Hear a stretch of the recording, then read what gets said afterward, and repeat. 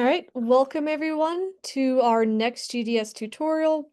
Before I hand it over to the speaker, I have a few announcements. So if you have any feedback on these tutorials, whether you're attending them live or watching them virtually, please use the QR code on the left side of the screen or the bit.ly link right underneath it to leave us that feedback. Things that we're doing good that you want us to continue doing, or things that you think we need to improve on. The link in the middle gives you the materials for the entire tutorial series. Today's materials will be in the folder that starts with today's date, but you can also see everything from previous tutorials as well. Julie, And I then didn't see finally, anything shared. oh, let me stop sharing. You see my screen now? Yes. Yeah. Okay, so left QR code for feedback, middle QR code for materials. Today's materials are in the folder with today's date. And then right QR code, if you wanted to join GDS, if you're not already a member, you can scan that QR code or use that bit.ly link to join. If you have a colleague or a mentor or someone that you think would give a good GDS tutorial, or if you want to nominate yourself to do a tutorial, please email me at the email on the screen. Our next tutorial will be in 2 weeks on October 3rd at 2 p.m. And our speaker will be talking about uncertainty quantification and anomaly detection using evidential deep learning. If you want to view this recording or any of the prior recordings, please use this QR code or URL to find the playlist on YouTube, which contains every GDS tutorial we've done since March. And then finally, for those of you watching who are graduate students or early career members, GDS is doing a paper highlight series where we would be happy to highlight any work you have published in peer-reviewed journals that is interesting to the data science community at large. And so with that, I will stop sharing and I will turn it over to our speaker. Great. Thank you. Let me share my screen. All right. How's it coming through? You're good. Great. Well, thank you, Julie. My name is Srini Turaga. I'm a group leader at HHMI's Genelia Research Campus. And I'd like to tell you today about work that we've done in our lab, building simulations using AI methods to build simulations of the brain and the body of a fruit fly. I'd like to encourage you to interrupt me during this talk if you have questions. The content of this talk might be a little bit outside the scope of the experience and expertise of this audience. So please stop me at any time if anything is unclear. So the fruit fly, this project, I also want to call out um, and acknowledge my collaborators and co-authors here, which include um, Jakob Make in Tübingen, Germany. The first part of the talk was done in collaboration with his student, Jana Lapalainen, and many others. And the second part was done in collaboration with many my colleagues at Genelia, as well as with Google DeepMind. So the subject of this talk is the fruit fly Drosophila melanogaster. It's a tiny insect, only about 2.5 millimeters large, and it has a tinier brain still. The brain is the size of a poppy seed. Now, the super exciting thing about um, this tiny insect is that as of about a year ago, we now know and have a complete map of every single neuron in its nervous system and how it's connected to every other neuron in its brain. And such a map, a wiring diagram of its nervous system at single neuron resolution is called a connectome.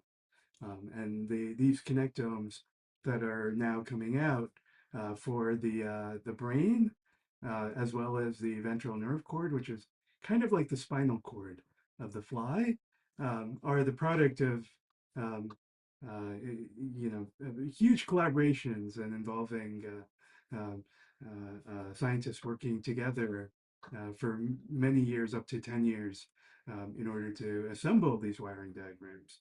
And now that we have them, what I will talk to you about is how do we turn this structural information, this wiring diagram that you get from a dead brain, into understanding and predictions of how the living brain works.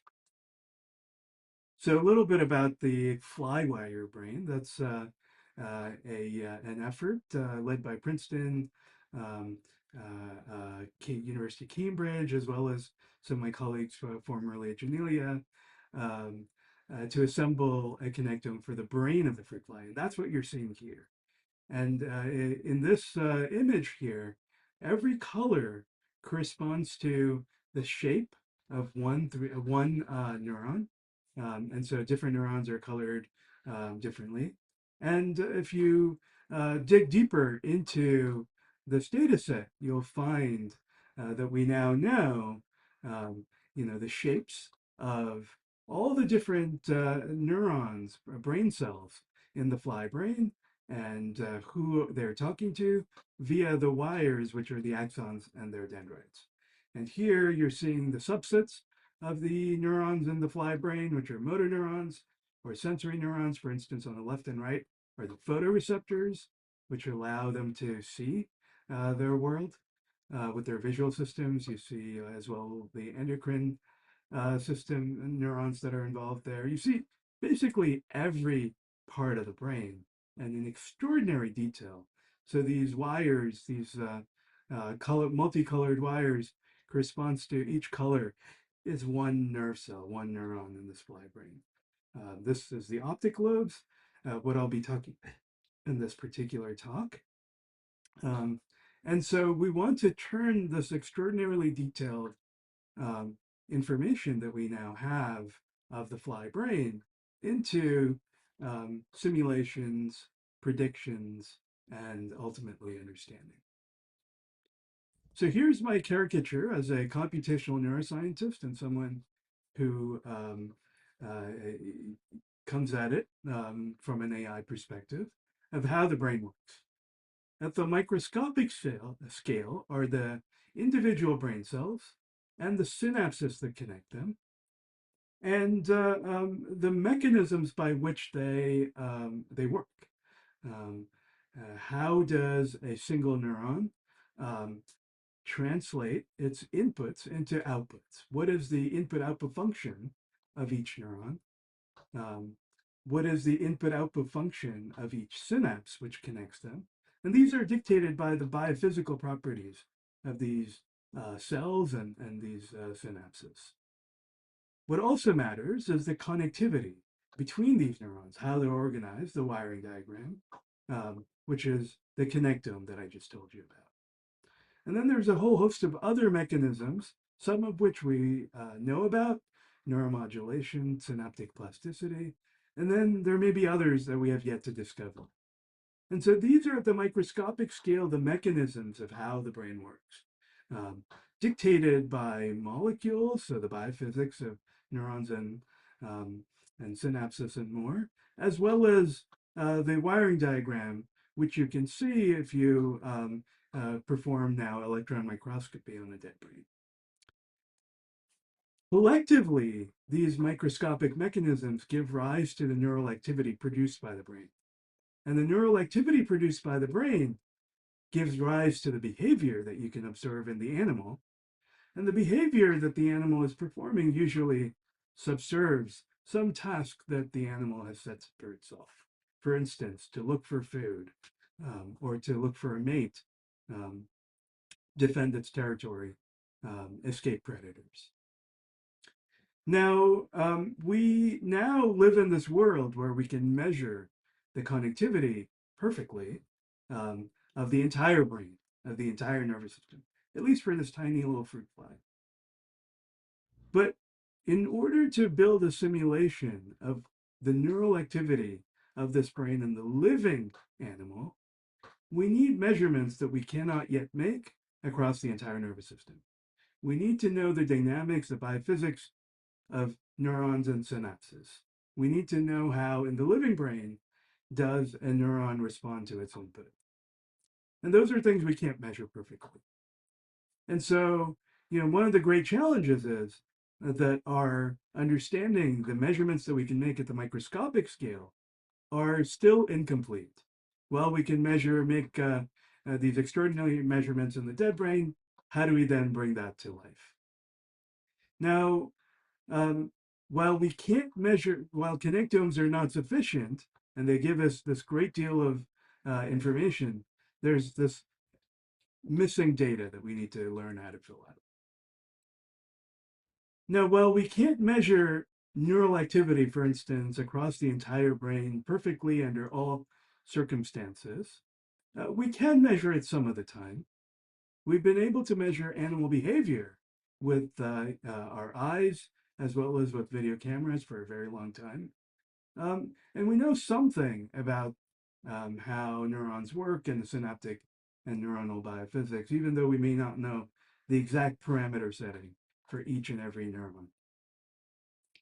So in my lab, we're trying to develop methods that allow us to take these diverse measurements that we have and to stitch them together in order to infer this microscopic scale, parameters of the microscopic scale, which we can't measure directly. Can we infer them based on other measurements that we can make at other scales, at the more macroscopic scales, through AI methods? And if we can infer them with sufficient detail in order to be able to then build simulations and make predictions of neural activity behavior going back up the hierarchy. In particular, this work that I'll tell you about today is about how we might take measurements of the connectivity, the connectome, along with some understanding of the behavior and the tasks that a fly, um, we know that the flies can perform, in order to infer the neuronal and synaptic biophysics to sufficient degree in order to be able to predict neural activity, even though the model is constructed without ever having um, given it measurements of neural activity. So can we predict using only these measurements that we get from a dead brain, the neural activity in the living brain? So what does that mean?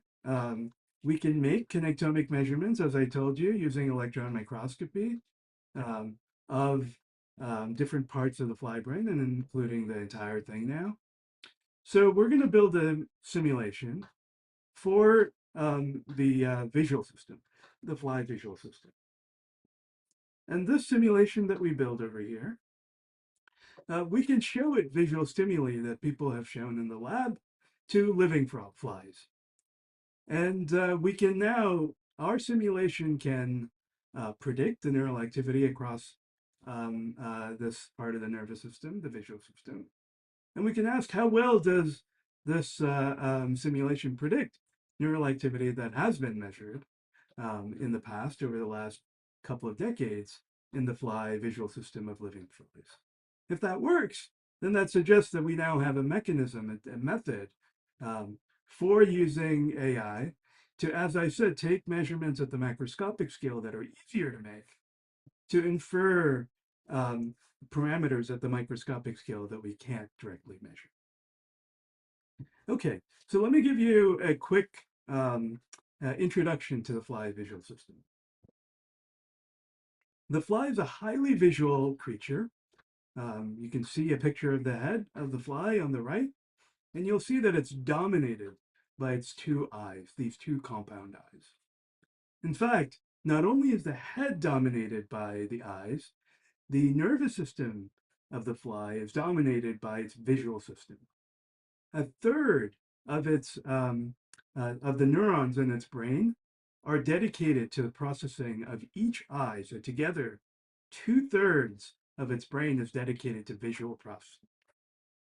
And so that's a huge chunk of its brain dedicated to this. And the way in which that visual system is organized, on the left, you can see there's photoreceptors are organized in this perfect crystalline lattice in its retina, in this hexagonal lattice that you can see in the ommatidia that you see on the eye. The same organization, this hexagonal lattice, is present in its nervous system as well.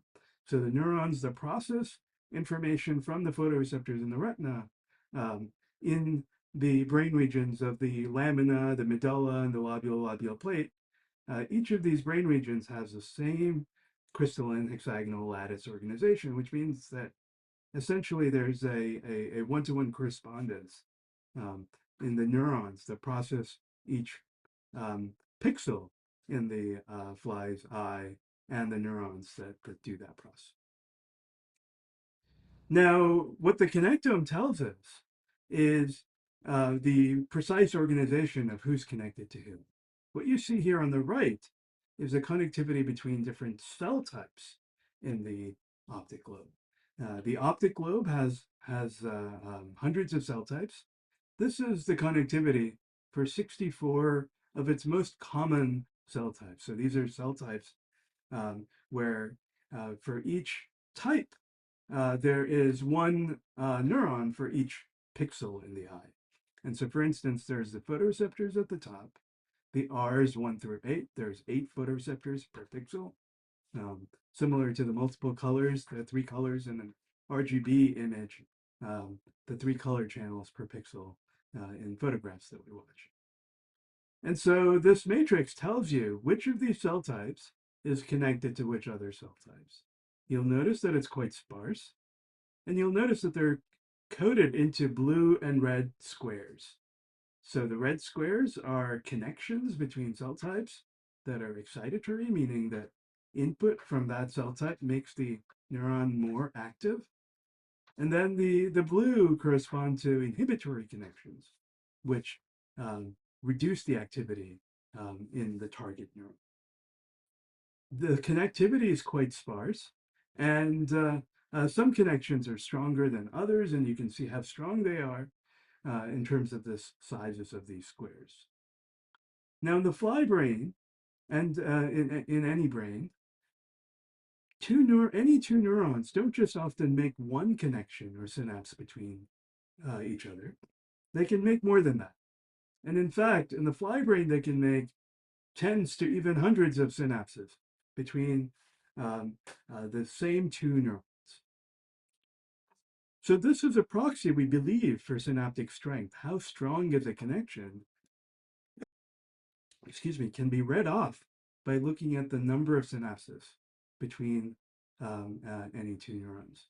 So the sizes of these squares tell you the number of synapses on average between neurons of those cell types.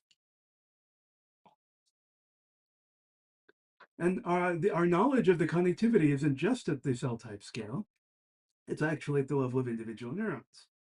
And so for a small patch of the eye, you'll see that the connection matrix or the connectome is really hard to see because there's many thousands of neurons on the x and y axes, but we know the connectivity at this resolution of individual neurons.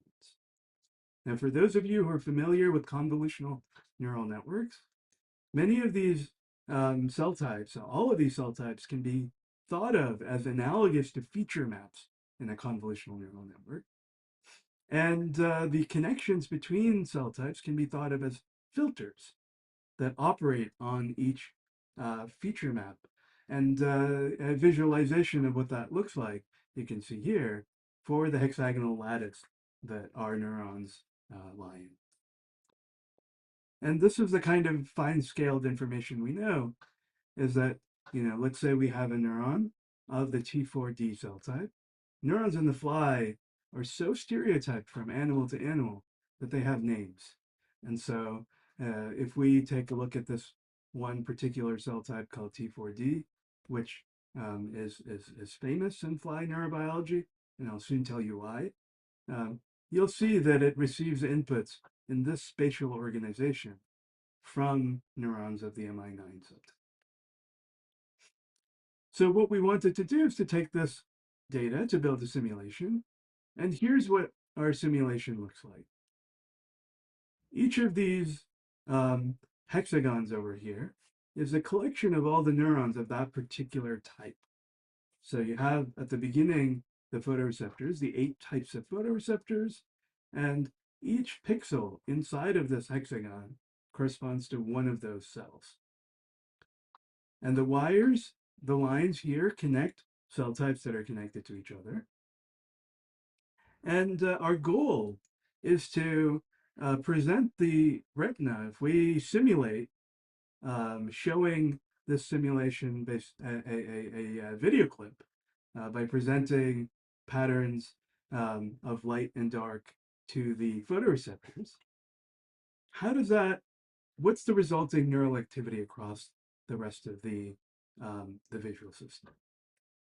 If we're able to predict that, then we're able to predict for each neuron inside of this hexagon how active that neuron is, where bright pixels correspond to highly active neurons and dark pixels correspond to quiet neurons. So we want to build a simulation like this for which for a video clip presented to the retina will tell you the pattern of neural activity in these downstream neurons. So for any simulation that one wants to build, you have to define what the equations are that you're simulating. Now, there's a rich history of uh, um, modeling neuronal biophysics that dates back to the 50s even, and Nobel Prizes have been given for this. The simplest possible model that you could use is what I'm showing you here.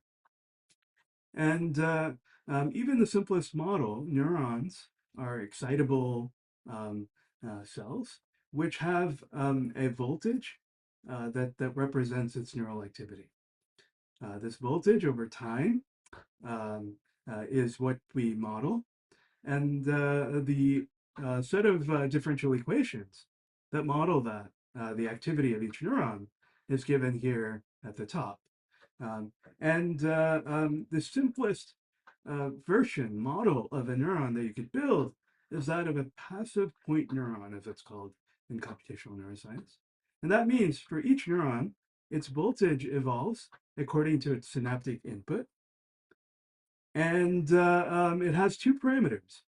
So one of those parameters basically says, in the absence of input, what is the voltage? What's the fixed point that the voltage evolves to? And that's what we call the resting membrane potential.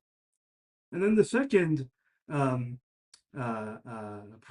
of a neuron is when it receives input, how quickly does it respond to its input? And that's the time constant. We model the inputs of this neuron as being linearly summed, and that's the summation that you see over here. And it receives input from those neurons, which are connected to it in the connectome. What you can see here is that, let's say there's about 45,000 neurons in our simulation, which I showed you earlier. There's now, for each of those 45,000 neurons, two parameters that we need to be able to estimate that you can really only measure in the living brain, the time constant and the resting membrane potential. So in order to build our simulation, we need to figure out how to infer those. Now, another thing we will need to know, is how strong is any one of those synapses. So told you already that neurons can have, a handful of synapses between each other to tens to hundreds. How strong is one of those? That's something we call the unitary synaptic string. So there's a large number of these parameters, one for each edge between a pair of connected neurons, as well as the parameters of each neuron. What we've done in this simulation is to say that the neurons, these neuronal parameters, only have to do with the cell type of a neuron. So neurons of the same cell type have the same parameters, and similarly, weights. These unitary synaptic strings also have to do with the type of the pre and the postsynaptic neuron. So once you have the connectome, which tells you which neurons are connected and which ones aren't, and there's a one-to-one correspondence between every neuron in our model and every synapse in our model and a neuron and synapse in the real brain, then you actually have a massive reduction in the number of parameters. For 64 cell types, we only have about 734 free parameters, which without the connectome, if you had to learn the weights of between every neuron in this network, that would be 400,000 to 2 million parameters that you'd have to estimate and set them by hand. So we get this massive reduction in number of parameters, but it's still a large number of parameters. So how do we set them? And this is where we now appeal to methods from AI. What we hypothesized is that whatever those parameters are, they should be good for doing vision. And in particular, we know the flies are very good at motion vision, so they can detect movement um, with very high resolution. And so we said, whatever those parameters are, if we can set them such that the fly is capable of detecting motion, then maybe that's the right parameter setting. That's the parameter setting that's most similar to how the real fly brain works. That was a hypothesis, and I'll show you how we tested that. So in computer vision, there's lots of data sets, databases of optic flow. These are video clips along with optic flow fields, where for each pixel um, in one of the frames of the video clip, there's an arrow that points to where that pixel moves to in the next frame. So that vector field is called an optic flow field, and it's shown here for a video clip that looks like this.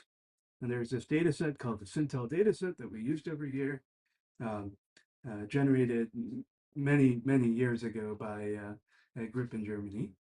And what you can see is that for each of those frames, at each time, there is a vector from each pixel that points to the direction in which that pixel is moving in the following frame.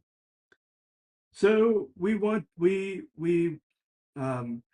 to now train the parameters, these 700 odd parameters that we have in our model, to find parameters of this set of coupled differential equations that will result in accurate optic flow predictions. Now, we didn't want to say ahead of time where optic flow is computed in this nervous system. We want to use this as a hypothesis generation tool. And so the way in which the representation that the fruit fly uses for optic flow may not be the same that computer vision scientists in Germany use. And so we built a small neural network we call a motion decoder that translates from the top half of this network into the optic flow representation that computer scientists use. And so now here's how it works. We have this video clip that we present to our simulation. We then integrate the 45,000 ordinary differential equations, these coupled differential equations through time. And we generate time series for each of these neurons. And then the motion decoder's job is to predict the optic flow field at any point in time, the instantaneous optic flow field, from decoding the top half of this network. So the idea is that somewhere in this network, optic flow is computed. We don't know where, and we don't know how it's represented, but it has to be computed somewhere. And let's find the parameters that enable this simulation to do that. You can do this using backpropagation through time, which is a generalization of the backprop algorithm that's used for deep neural networks. That that generalization for ordinary differential equations is what we use here. Now, I'm sweeping a lot under the rug, but technically that's a little bit challenging. And the cool thing that we did in this project is really taking this mechanistic simulation, the simulation that's not a neural network in the artificial neural network and deep learning sense that powers ChatGPT, but is more like a physicsy, biophysicsy simulation, but treat it as if it was an artificial neural network and train it as if it was an artificial neural network. Now, these simulations aren't designed to be trained in that way, so it's not easy to get this to work. But we were able to sort of work at that and get this to go.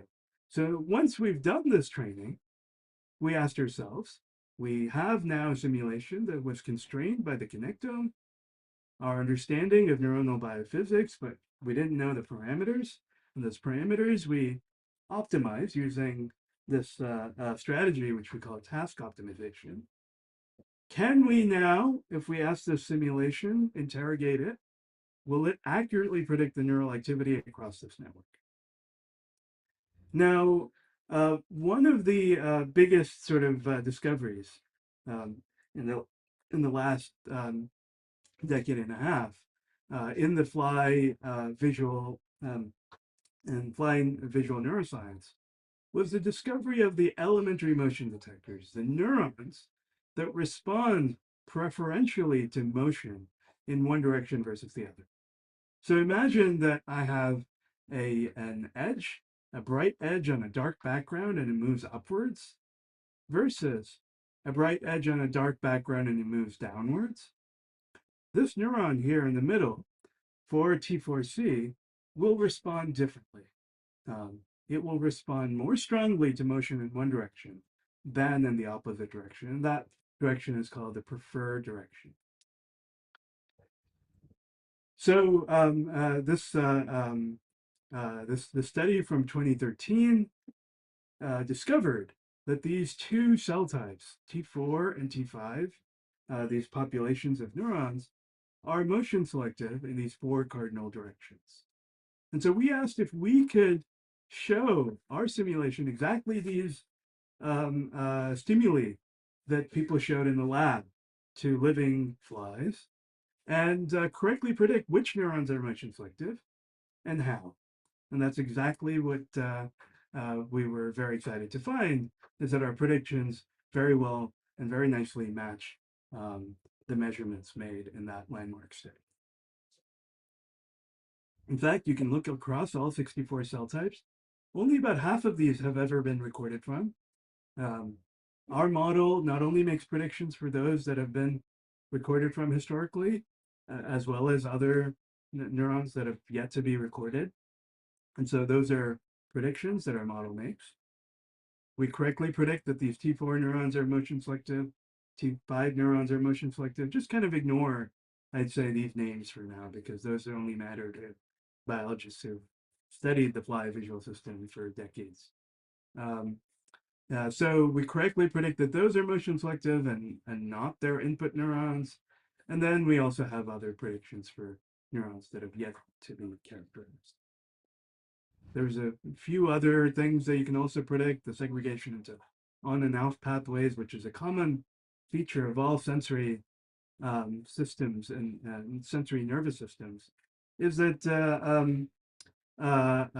neurons are non-negative. Neural activity, a neuron, it can be active or it can be off, but it can't go negative.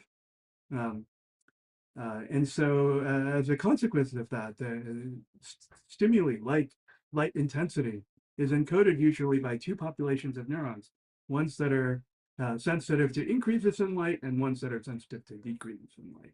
And those are known as the on and off pathways. And we can predict those nicely.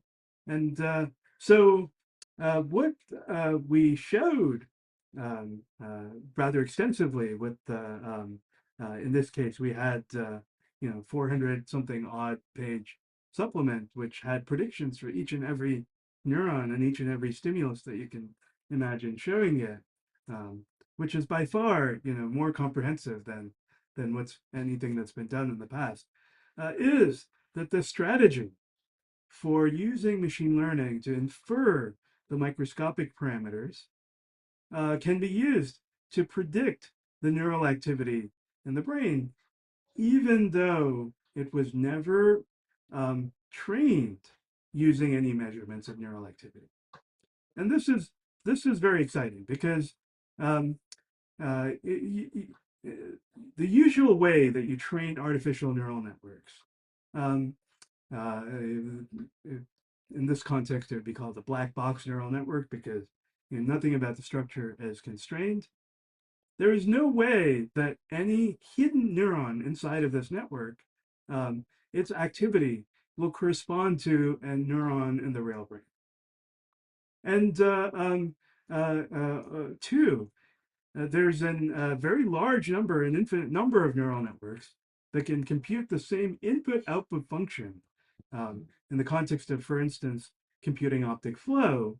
And they will do so with very different neural architectures. One might be a recurrent neural network, another could be a convolutional neural network, and transformers could be used here. And they're all able to perform this task, but only one such neural network will be aligned accurately to the brain and will allow us to predict accurately the activity in the hidden units of the brain. And that's our connectome constrained network, um, which now allows us to predict the activity of these hidden units in this simulation, even though we never used any neural activity measurements from the living brain in order to build the simulation. So that goes beyond simulations that have ever been built of the visual system of animal nervous systems.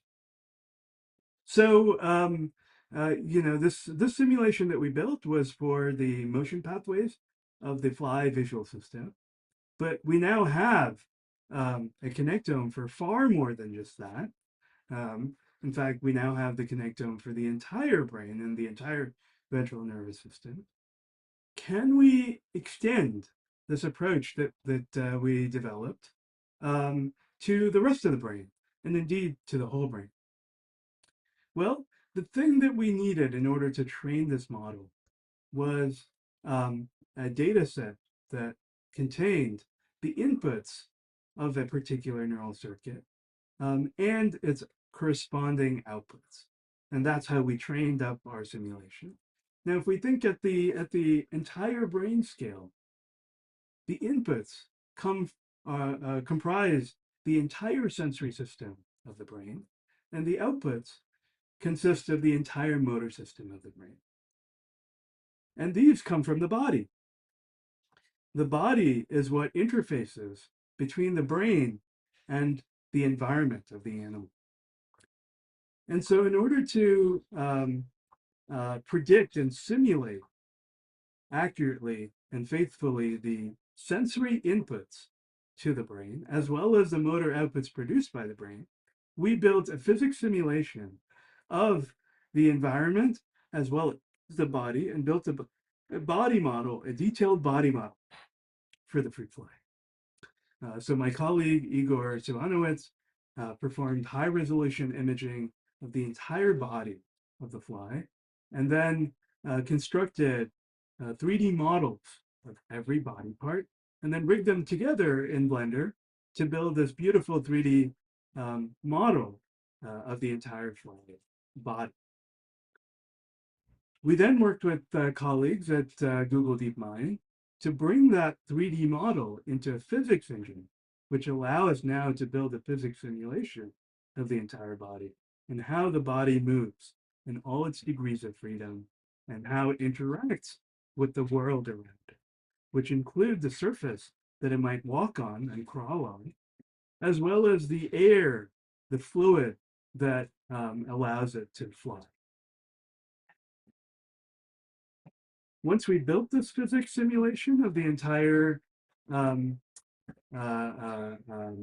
body and its interactions with the world, we then built a small artificial neural network to control it.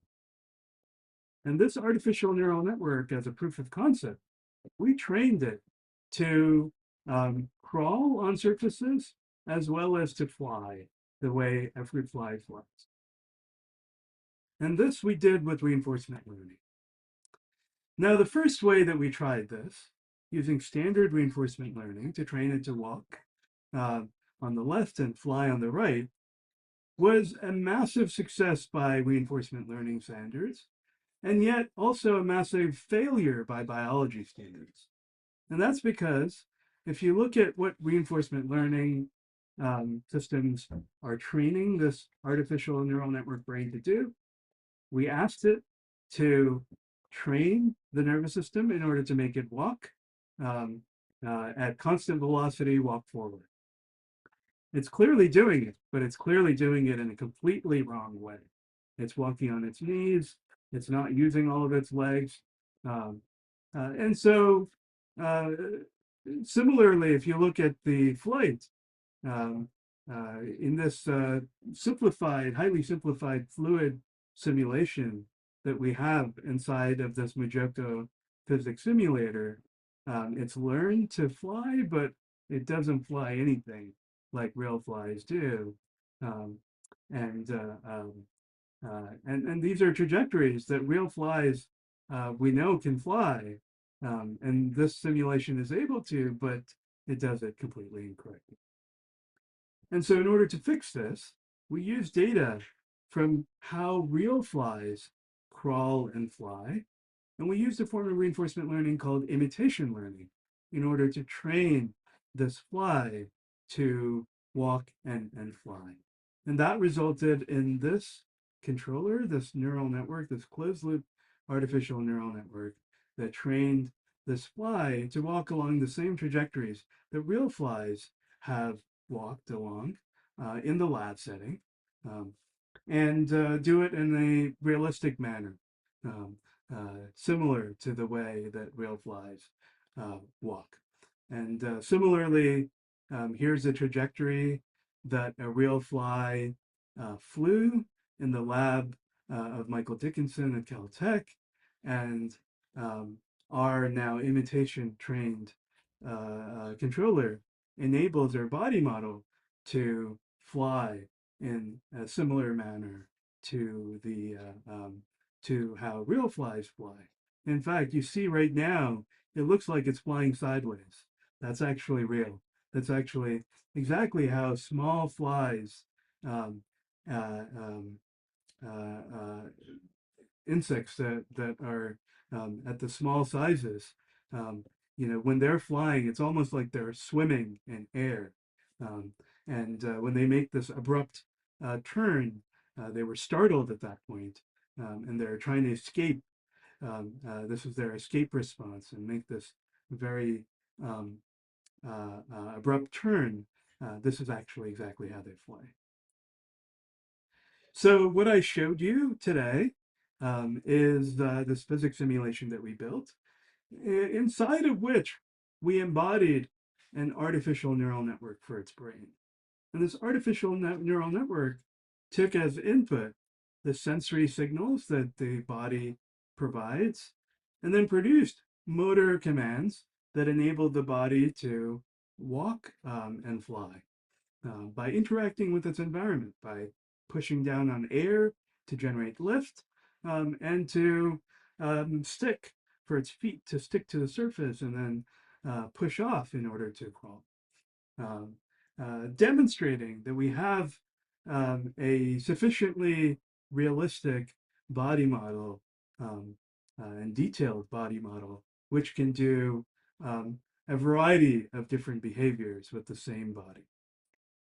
Now, of course, um, our goal was to use this to understand how the real brain and the real connectome that we now have works. And this is one of the active research projects in the lab, which involves embodying the connectome of the fly nervous system that we now have access to, connecting the connectome to its body, and then asking, training that connectome constrained simulation to walk and fly and to perform other behaviors that we see real flies performing in the lab in the same way that real flies do. That is my dream for a whole animal model where we build a simulation that contains every body part of the fly and the nervous system with every single nerve cell um, represented and every single synapse represented. And if we can build such a whole animal model with the whole body and the whole brain, that would be, I think, an incredible feat. But I think with the measurements that we now have access to and the machine learning methods, the AI methods that we in my lab and in other people's labs have been developing over the last 5 to 10 years, I think this might be within reach. And so this is what we're now working towards, and is the dream that I would like to bring the dead fly to life. With that, I'll thank you and take questions. Um, and of course, also thank my collaborators. This was a very large collaboration with lots of um, colleagues and collaborators. Thank you.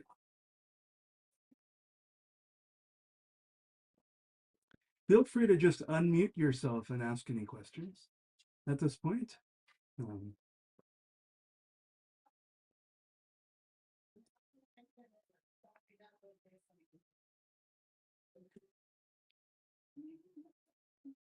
Wonderful.